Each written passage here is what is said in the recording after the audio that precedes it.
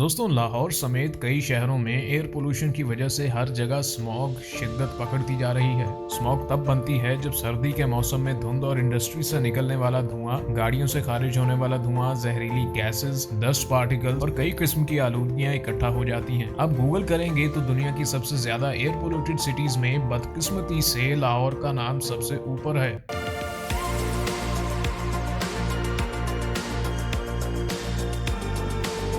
तो दोस्तों, आप जानते हैं कि आजकल स्मॉग की वजह से स्कूल्स और ऑफिसेज में छुट्टियां और स्मार्ट लॉकडाउन्स भी लग चुके हैं, लेकिन स्मॉग है कि जाने का नाम ही नहीं ले रही। इस सिचुएशन में स्मॉग से छुटकारा हासिल करने के लिए मसनूई बारिश करवाने के लिए पंजाब हुकूमत ने इस पर गौर शुरू कर दिया है और लाहौर शहर में एक बारिश करवाने में 4 करोड़ रुपए की लागत आने वाली है और इसकी जरूरत भी हर साल पड़ने वाली है। डॉक्टर मुनव्वर साबिर ने 3 साल पहले मसनूई बारिश का आइडिया पेश किया था। तो व्यूअर्स, मैं time travel, conspiracy theories, history, space exploration, science, बहुत सारे अमेजिंग फैक्ट्स और बहुत ही अमेजिंग टॉपिक्स पर भी वीडियो बनाता हूं। तो अगर ये आवाज पहली बार सुन रहे हो और ऐसा कंटेंट पसंद है तो चैनल को जल्दी से सब्सक्राइब करके बेल आइकन दबा दो ताकि कोई भी अमेजिंग वीडियो आप कभी मिस ना कर पाए। आपकी सपोर्ट से मुझे मोटिवेशन मिलेगी और मैं मजीद ऐसा कंटेंट और भी बेहतर तरीके से आपके लिए लाता रहूंगा। Thank you so much. तो बढ़ते हैं वीडियो की तरफ। तो दोस्तों, पूरी दुनिया में 50 से भी ज्यादा कंट्रीज में आर्टिफिशियल रेन के मंसूबे कामयाबी से आज भी अमल में लाए जाते हैं। मिसाल के तौर पर यूएई ने 2010 में क्लाउड सीडिंग की मदद से ये प्रोजेक्ट लॉन्च किया था और आप जानते ही हैं कि दुबई में कितनी शदीद गर्मी पड़ती है और मौसम को बेहतर बनाने के लिए ताकि ज्यादा से ज्यादा टूरिज्म मुल्क में आए और इनकी इकोनॉमी को ज्यादा से ज्यादा फायदा हो, इसलिए इन्होंने ये प्रोजेक्ट सर अंजाम दिया था। साथ ही मैं आपको ये भी बताता जाऊं कि 1946 में 2 अमेरिकन साइंटिस्ट जिनका नाम विंसेंट शेफर और अर्विंग लैंगमर था, जो दोनों ही केमिस्ट्स भी थे,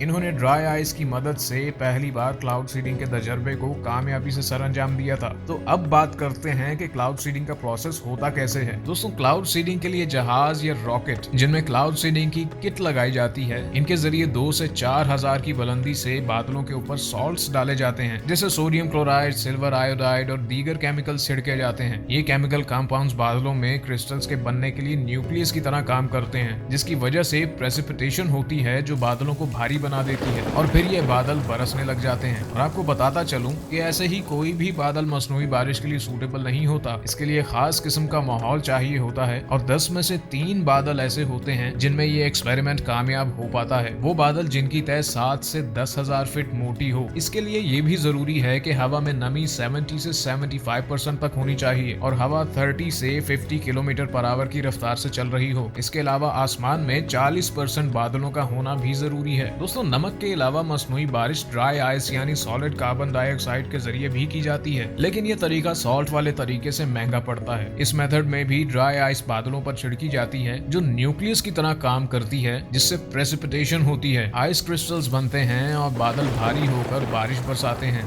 तो आज यही ब्रेक लगाते हैं। वीडियो पसंद आई हो तो लाइक करो और कमेंट करके अपनी ओपिनियंस भी बताओ, और अगर वीडियो ज्यादा ही अच्छी लगी हो तो शेयर भी कर देना। दिमाग हिला देने वाली कॉन्स्पिरेसी थ्योरी के लिए लेफ्ट वाली वीडियो पर क्लिक करो और कुछ रैंडम देखने के लिए राइट वाली पर। तो वहीं मिलते हैं फिर। Thanks for watching.